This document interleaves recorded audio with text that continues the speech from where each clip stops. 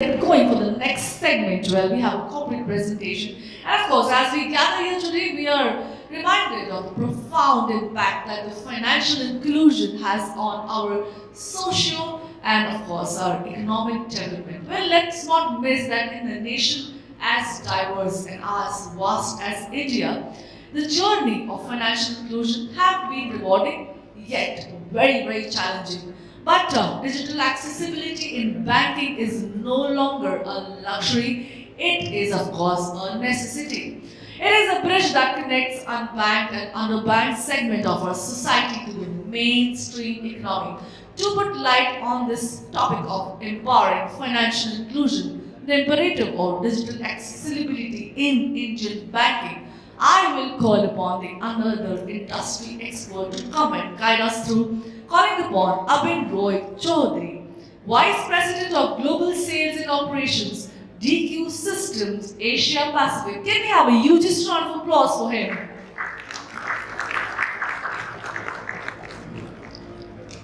Well, let's get going for one more power pack session right now.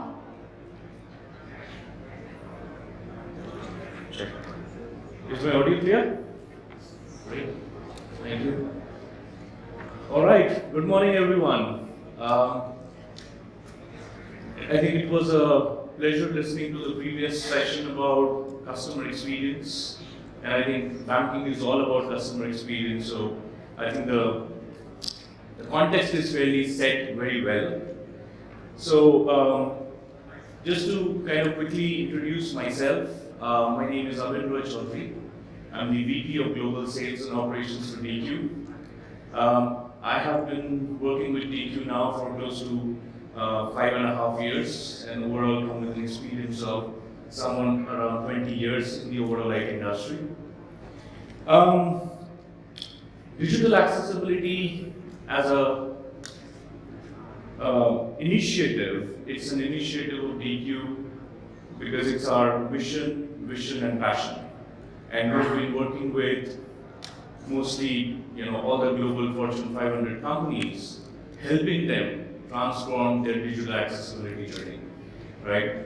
So, a little bit of background about who we are. We kind of started our company in the year 1999, when digital accessibility was not a thing, right? For the last 24 years, we've been on the mission of promoting digital accessibility across various countries across the globe. Yes, for India, maybe digital accessibility is a little new thing, but from the perspective of the global aspect, United States had onboarded on this mission of digital accessibility close to a couple of decades ago. They started their journey. They have the act called as ADA, the American with Disability Act. Europe has started picking up on the accessibility journey. They have defined acts as well. But in this whole mission, what we realized is that all these companies who want to get into the digital accessibility journey, they need to have a strong background. So over the last few years, as a brand Deque, we have built the largest number of staff. We have more than 450 plus people in the global team. We are also the sponsors of one of the largest open source rule engine in the world, called as 𝐶𝐶 rule engine. Now, what is this 𝐶𝐶 rule engine? This is basically an automation rule engine that allows you to find accessibility issues by a click of a button as you integrate things into your system or into your engineering processes. This particular 𝐶𝐶 rule engine has been so popular that Google stopped their initiative of developing accessibility tools in-house, and they basically integrated our 𝐶𝐶 rule engine in one of their products called as Google Lighthouse, right? Similar story resembles with Microsoft, where they felt that our 𝐶𝐶 rule engine is very powerful, and they went ahead and integrated our 𝐶𝐶 rule engine in one of their products called as Microsoft Insights. The great news is that our 𝐶𝐶 rule engine has more than 1 billion plus downloads worldwide where they're using this as one of the default solutions to take care of accessibility. Apart from that, I think we have been kind of working towards making sure that not only do we offer a 360-degree solution, but we also take care of our commitment to the community from the perspective of offering a lot of other free tools like apps for designers. We also have an option of something called as Deque University, which is one of the world's largest platform for learning in depth about accessibility.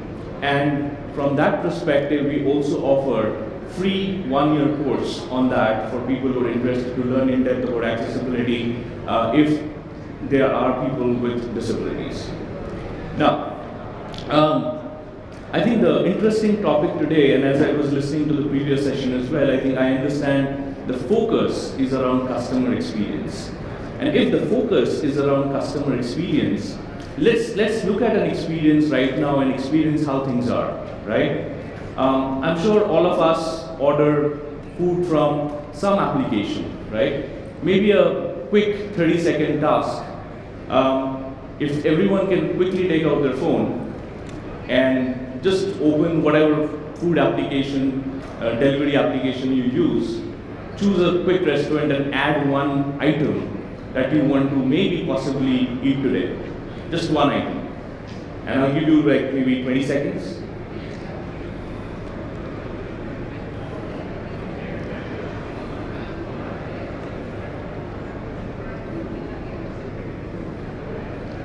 Okay, great. All right.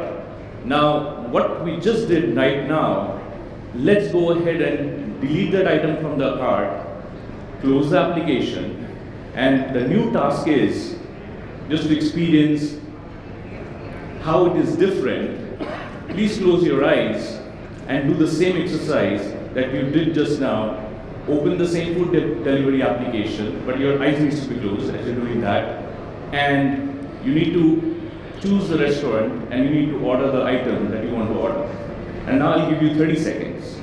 And please raise your hand who can do it.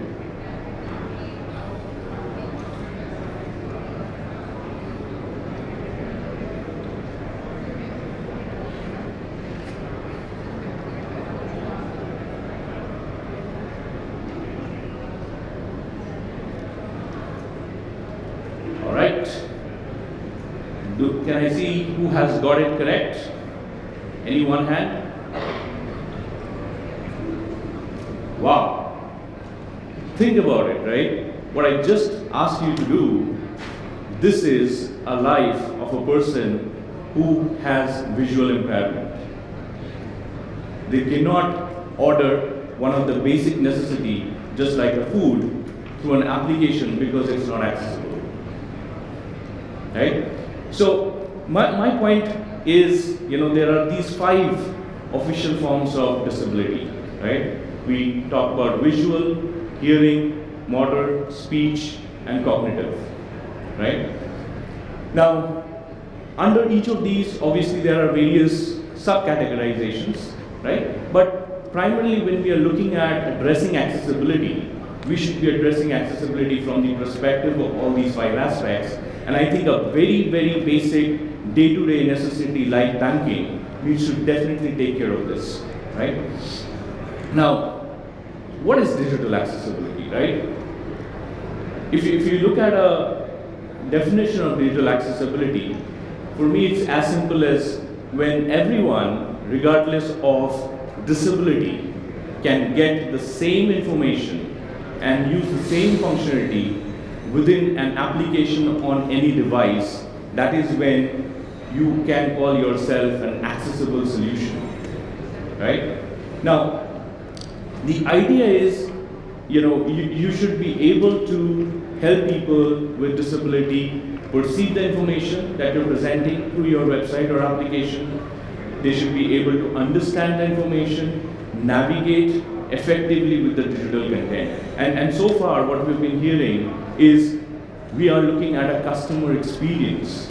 Isn't this an important customer experience? Because you don't want to leave out any customer as a bank because every customer is valuable to you, right?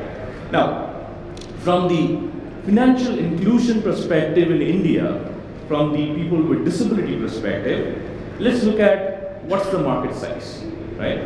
So India is a home of somewhat around 70 to 90 million people with disability. And there are various age groups under which this disability is categorized, right? So if you look at it, around 17% is typically at the range of 10 to 19 years, which means they are the future who would need accessible experience more, right? And then we have the current gen, which is like 16%, which is between the age group, right, of 20 to 29. And then we have the senior citizen category, which is 60 plus, which is around 21% of the population, right? Now, these are definitely the categorization of the age group, right? But then the other aspect is we are also leaving out a very significant chunk of people, because if you see here in this hall, majority of us have some kind of a temporary disability that we know, but we are also sometimes a little unconscious about, right?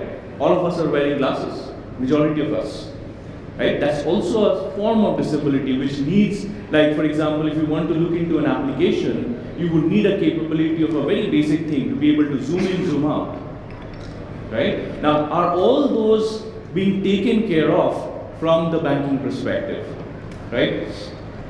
So, at the end of the day, there are two primary drivers apart from obviously the legal perspective that every bank, I'm sure, would think from, right? One is the right thing to do, the moral imperative, right? And obviously the other thing which is very, very important, which is the customer base. That's what we are all striving for, right? Now, there has been laws around digital accessibility in India, and it has been there for quite a while, right? Let's look at it, right? We have had this act built in India called as RPWD 2016, the Rights of People with Disability 2016. The rules of that act were formed in the year 2017, and RBI has been issuing circulars to different banks from the year 2008 stating, please start some elements of accessibility as a very basic benchmark. And they've been following that circular, in every couple of years, right? And saying, what's the progress, right? SEBI, they took a very, very strong initiative of making sure that their entire SEBI website is accessible, and they've even outlined the statement of what are the various assistive technology, what are the various browser combinations, or what they kind of support from the perspective of accessibility, right? So apart from that, there has been a recent development of the Bureau of Indian Standards, the 17802, which says you also need to comply with digital accessibility, and they've defined the WCAG standards for that as well, right? And all of these things boils down that, the question might be, okay, we understand all these standards, and we also understand the regulation, but what is the master guideline book that we should follow? Or what is the primary compliance parameter which is defined in all these acts? It is WCAG, Web Content Accessibility Guidelines, right? It's a detailed out master guideline book that is followed across the world, right, in terms of what should be an accessibility compliance. Now, these are primarily three aspects which kind of inhibits the people with disability to seamlessly operate, right, with your application or your websites or your mobile platforms. One is being inaccessible, right? And when I say being inaccessible, I want to make it a very simple point, right? Think about a usage parameter of someone who is blind. The way they would use it is they have a heavy reliance on something called a screen reader, which means as they come to your website is all the information starting from login to digital KYC to the rest of the banking process, is that screen reader friendly? Can they move across seamlessly, just like any other user, without getting a roadblock? The answer as of today in the Indian banking system, majority of it is no. Because we have addressed only some elements of it, right? The other aspect is the navigation challenge, the design in which things have been built. It makes it very, very complex for people with disability to go through things, right? Sometimes we want to kind of promote our banking promotions using a video. Great. Everyone thinks, there is a voice medium, so we are promoting something beautiful, wonderful. Now think about it, someone who is deaf. Does that video make any sense without there being a subtitle? It doesn't work, right? So very basic things that can at least help you to reach to a stage where you can actually call yourself truly inclusive, right? So if you think about these three things, right? One, which is the inclusive and universal design principle. Follow what is followed globally, right? Make things responsive, right? And take a user-centric approach. It's important, right? You cannot have an experience which is not user-centric. You cannot leave a user saying, oh, okay, that's fine, that is not the majority of the banking. No, as a bank who needs to cater to all forms of market, all forms of people, I think it's very important that you have a strong user-centric approach, right? So, what are the very basic ways, right, from a technology standpoint, where you can make some of the very basic aspects of your banking mobile application or your website accessible. Make it screen reader friendly, right? Add keyboard shortcuts, because please understand, if someone has a motor disability and they cannot move the mouse, then you have created an experience where they cannot proceed with your web banking experience, right? Unless it is keyboard friendly, right? It is important to be able to allow voice commands, right? And do the basics like contrast. Make sure the color contrast is correct, because a lot of people, they do not know that there is a certain format of color blindness, right? And being able to put beautiful colors is great, but does it give that inclusive experience to everyone? Ideally, the answer is no, unless we are focused on taking care of the color blindness as well, right? And then for people with low vision, right? Are we taking care of aspects of being able to offer zoom, magnifications? And again, these are very, very basic from the universal design principles, right? So, the idea of how you can get into a sustainable accessibility journey is very simple. Assess where you stand in terms of accessibility compliance as per the RPWD Act, and that is primarily defined by the WCAG, and say, where do I stand in terms of accessibility? Am I addressing all the 5 forms of officially declared accessibility as well? And then, once you have the assessment done and you realize the issues that are there, you go ahead and remediate it, right? And then, once you've done the remediation, you will follow the standard process of testing, that whether whatever I have remediated is tested fairly well with a proper user experience, right? With a person with disability who will mostly be employed in most of the banks, right? And say, are you able to experience my application in the same way as any other user will be able to do that, right? And then, this is not a one-time process. Just like your banking experience is improving, your banking software development is happening every day, digital accessibility is also a process that needs to be triggered every day. So you need to have a monitoring system to understand what's breaking with every new release that you do from the standpoint of digital accessibility, right? Now, as a global brand, we have been looking at a lot of applications, a lot of banking sites all across the globe. And interestingly, the focus is also now shifted to India because digital wave is on rise in India. So what we have seen is, in a standard development process, most of the time, digital accessibility is practiced at the very last.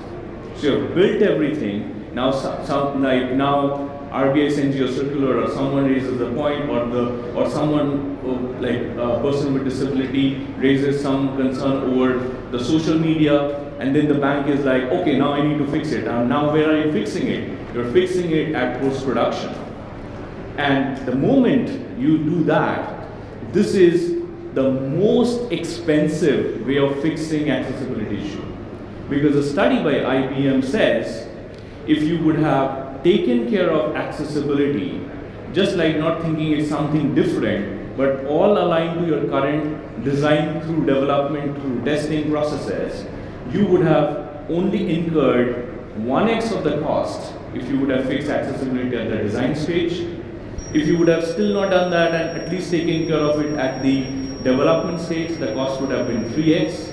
But the moment you've landed into the post-production and now you're doing the rework of the entire thing, you are now spending 30x. It's money, you're spending it at the end of the day, and you will have to, because there is a compliance around it, right? So why not shift left? Why not do it in the very beginning in the right way to do, right?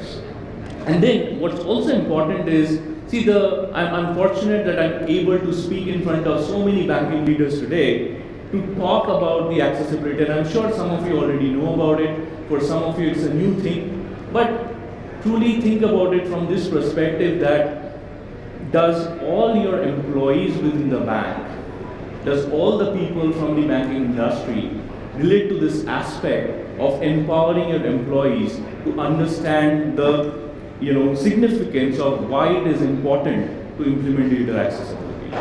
Because if they don't, then that would be not practiced at every level, right? Because accessibility is in two aspects: physical, digital.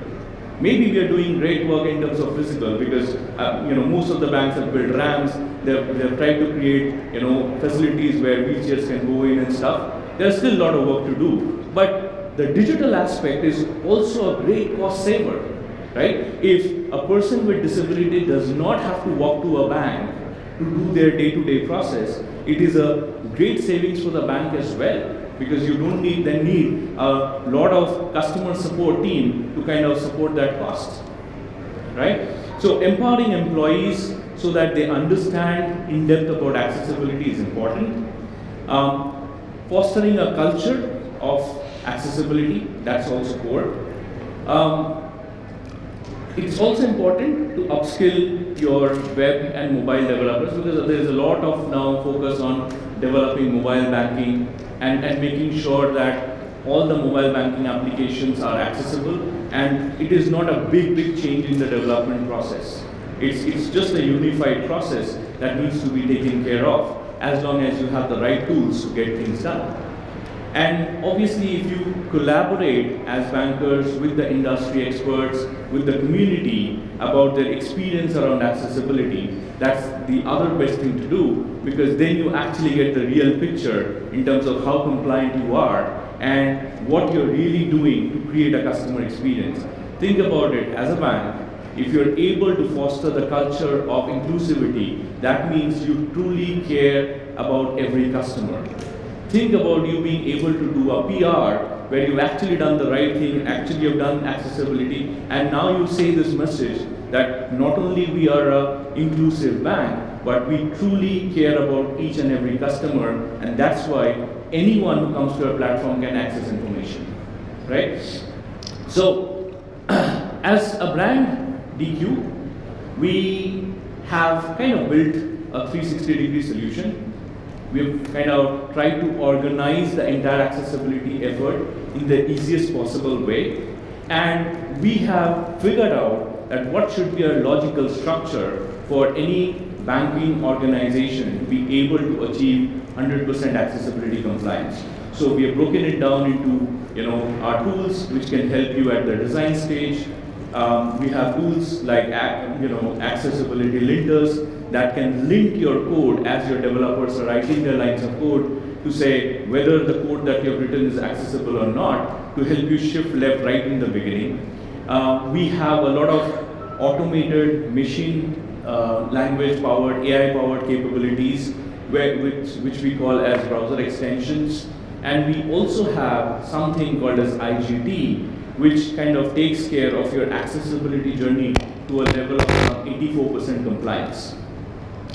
Additionally, one aspect that I also want to highlight is, because the reason I've been talking about it is important for your team to have the knowledge is because still you cannot be 100% automated dependent. There needs to be aspects where you still have to do certain amount of manual testing around accessibility, and it's important for you to know that where are the areas where you need to do the manual testing.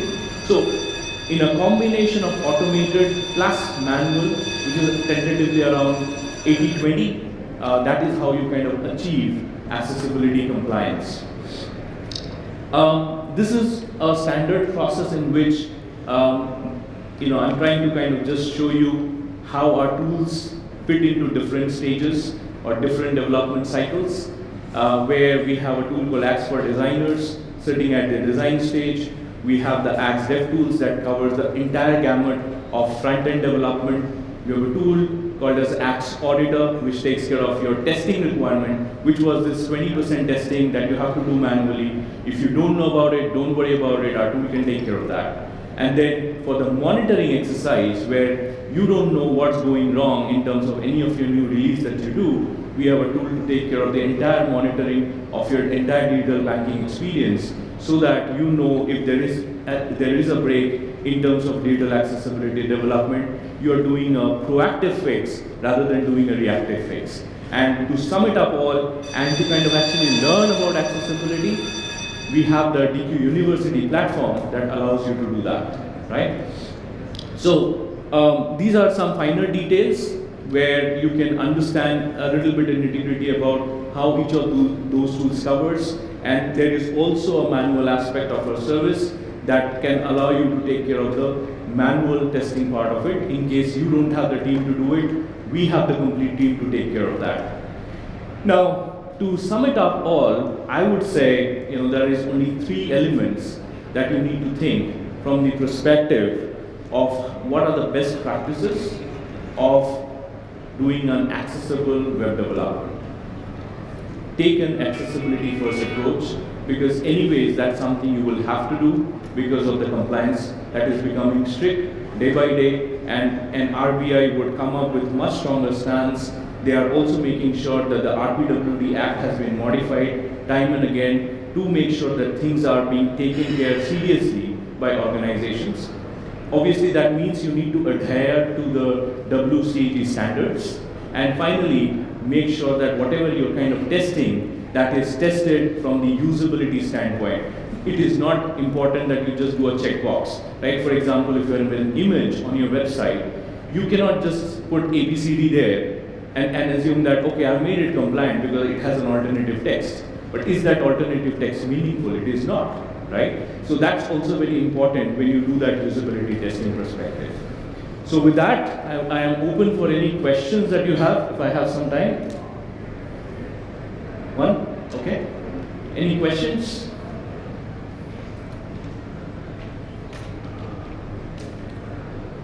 Okay. I think, can we get a mic there?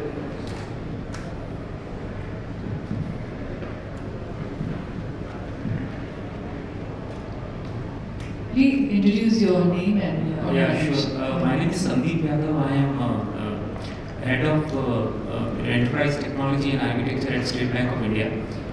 This is a really very nice thing that you talked about.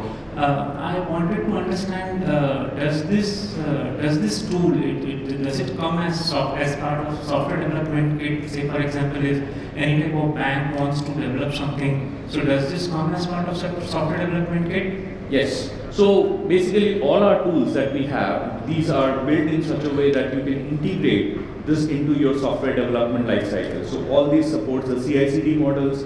We can do an on-premise setup. We have API integrations. So the idea is we have already done this with a lot of global banks and they have been successful. So for doing it in India, it's pretty similar. It is only the guidelines that are a little different. Okay, and another question adding on to that is, when the development, like for example, you talked about web application which is done as using some of these software development kit. Yes. So does this produces like an application which is for the physically disabled person? So it would end up having like two type of web application, one for physically disabled person and one for like a normal person. That's wonderful question. Yeah, because the fact that these tools are being used at the time of development in software development kit, so does it end up with two type of an web application? Wonderful question, and I love this because I always get this question. And the important aspect to understand here is the reason I'm talking about accessibility being inclusive is we do not want to have two separate applications. It should be one website, one mobile application which has an inclusive experience. So if you implement our tools and if you implement our services or our strategy, whatever we kind of have to offer, it will create one experience. You do not have to maintain multiple application versions, multiple user login. You do not have to say, okay, this application is for people with disability, this application is for normal users. There is nothing called separation, it's one application. Okay, and one last thing, does it also include like some of the mobile apps also? Because banks these days are going all digital, so all the mobile apps are also being used. So does it include the omni-channel experience also? Absolutely, it includes the complete omni-channel experience. We have apps dev tools for mobile, native iOS, Android, and the entire web experience as well. Okay, that's it. Thank you. Very amazing presentation and quite knowledgeable. Can we have a huge round of applause for him? Well, also to felicitate you, I'll request to call upon 𝐄𝐿𝐿 Sen, Vice President Solution Consulting Services. Can we have you on stage, please? A huge round of applause for Mr. Sen as well. Thank you so much for a fabulous and a very insightful presentation.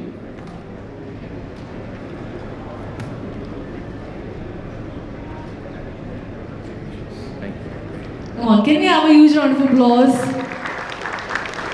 Thank you, Mr. Abin Roy Choudhury, a very knowledgeable session.